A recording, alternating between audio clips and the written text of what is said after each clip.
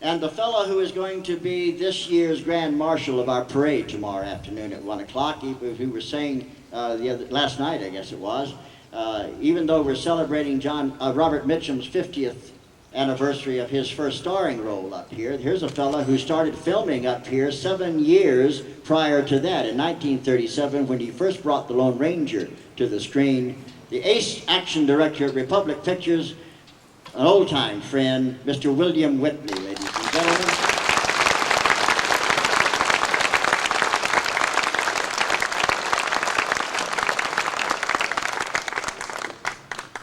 Before we get on, there are a couple of people that I just want to acknowledge.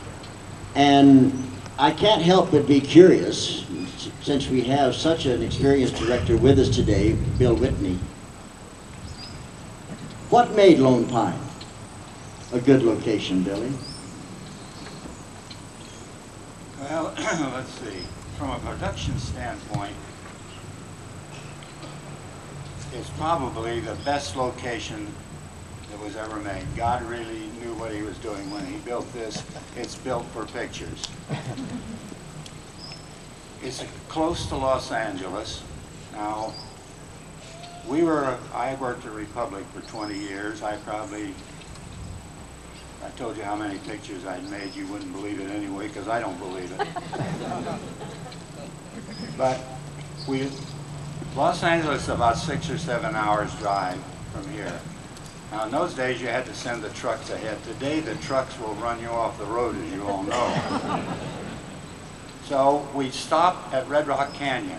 Everybody would leave the studio. We stop at Red Rock Canyon and get about 5 or 6 hours shooting in. Now, that's one sequence at Red Rock. Red Rock does not match this, but it's a still. In those days, it was black and white. So as far as when color came in, you had to be very careful that you use Red Rock Canyon in one sequence, because it is a spectacular canyon, as you all know. Now, after we finished that shooting, when the sun went down, then we're halfway up here, more than halfway. We'd come on up here and spend the night. So we haven't lost a whole day of travel, which is very expensive because the actors still get paid. A travel day is a work day, and a travel day going home is a work day. And actors, well, they don't get the millions and millions of dollars that they get today. We're still, I'm talking about the days when you could go in a bar and buy a drink for 15 cents, and a cup of coffee cost a nickel. And I don't know how many of you can remember it, but I sure can. So now we're up here, and we haven't lost a day shooting. So that's one of the things. Now, the sun comes up. These are little technical things that cost a lot of money. The sun comes up over that ridge where Death Valley is. And those rocks in the Alabamas are lit up first thing in the morning that the sun gets there. This morning, I looked out, and the sun hadn't come up, and it looked like ghost riders in the sky over there. Get up tomorrow morning, about 6 o'clock, and look out the window at the Alabama rocks with the snow on it, and it was just beautiful. I mean, if you could get that in an artist's painting, you'd have a sensational picture. So now you get the sun in there early. Now, you're only about 15 minutes from the location to where you're housing your people. I'm talking about 100 people probably, maybe 125 crew members and everything it takes to make a picture, and plus the actors. So there's no travel time on them at all. Right after breakfast, you say, get in the bus and follow us. And they go out to their location. Now, after you get to that location, you put all of your equipment in one spot, because you don't want to have to move it during the daytime, because if during the day you move from here to there, that's going to take an hour and a half of your shooting time that should be up on the screen, and it's wasted moving equipment. Now, you don't realize how many hours that you have lost in shooting time by moving little things that are not thought out beforehand. And it's only the director thinks these things out.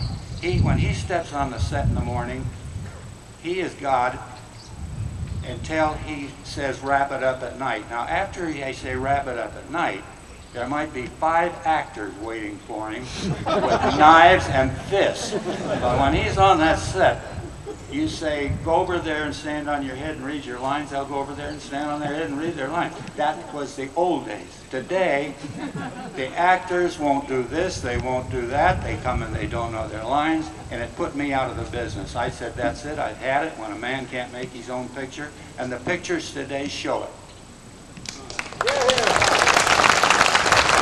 And I'm complaining, justly so.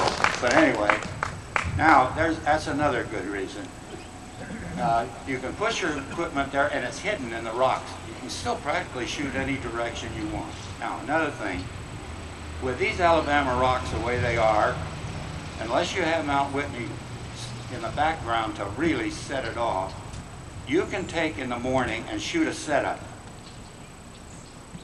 Now the sun goes around, it's like a ship during the day that I don't know how many of you sailboats or anything, how everything changes every hour. The whole sea changes, the boat changes, the shadows change aboard ship. You can come back to that same setup exactly in the afternoon and nobody will know the difference because of the light change. So there's another good reason.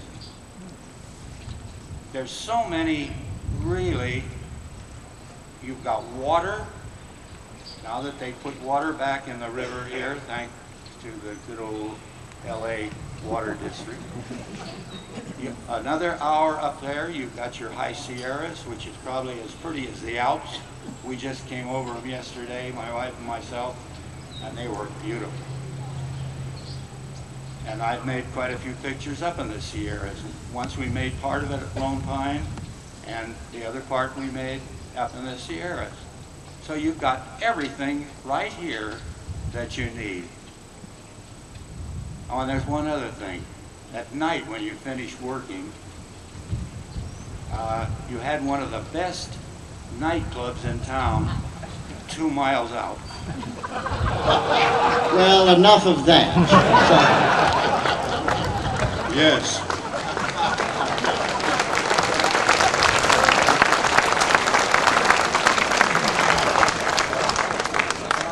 That was Lone Pine Mammoth.